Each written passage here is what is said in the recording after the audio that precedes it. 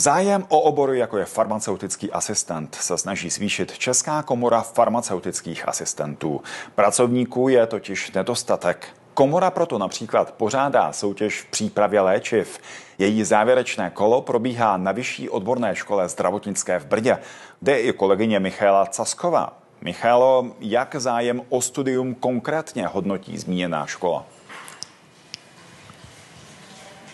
Vzhledem k tomu, že studium oboru diplomovaný farmaceutický asistent není zrovna lehké, protože obsahuje řadu náročných odborných předmětů, tak zájemců o studium není dostatek v oboru. Potvrzuje to i informace, že v oboru vlastně prakticky platí nulová nezaměstnanost. A jak se daří v Brně upoutat zájem budoucích studentů, tak na to se zeptáme Marcely Křivákové, ředitelky Střední zdravotnické školy a Vyšší odborné školy zdravotnické v Brně. Dobrý den.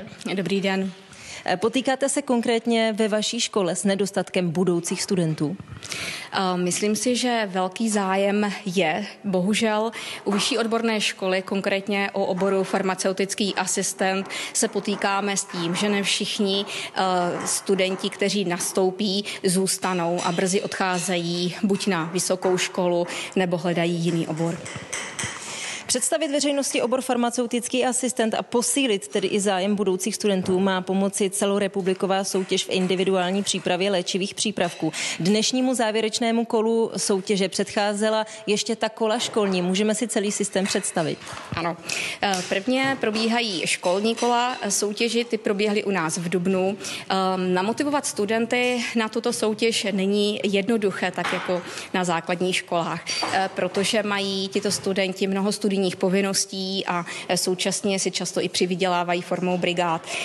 Podařilo se nám jich namotivovat celkem 4 a z nich ten vítězný se účastní tohoto celostátního kola.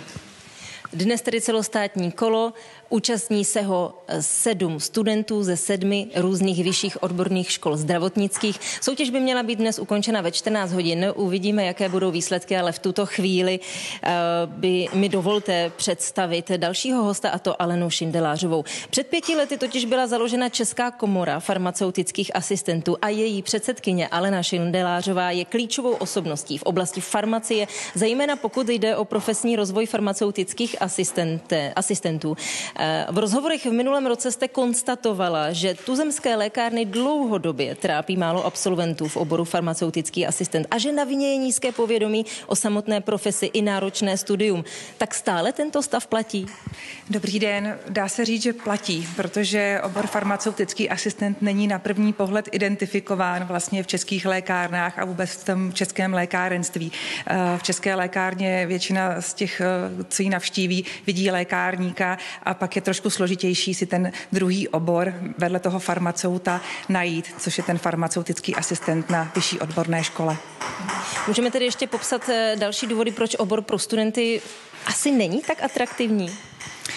Ten obor se posléze, když ho vystudují, atraktivním určitě stává, ale ten první krok je trošičku složitější. Vůbec, aby si ho našli, tak je vlastně potřeba podpořit to vlastně nejenom z oblasti toho školství, ale i právě profesní komorou a vlastně každý farmaceutický asistent, který pracuje za tou tárou a je v lékárně vidět, tak je vlastně výkladní skříní toho povolání a měl by se iniciativně sám účastnit té propagace.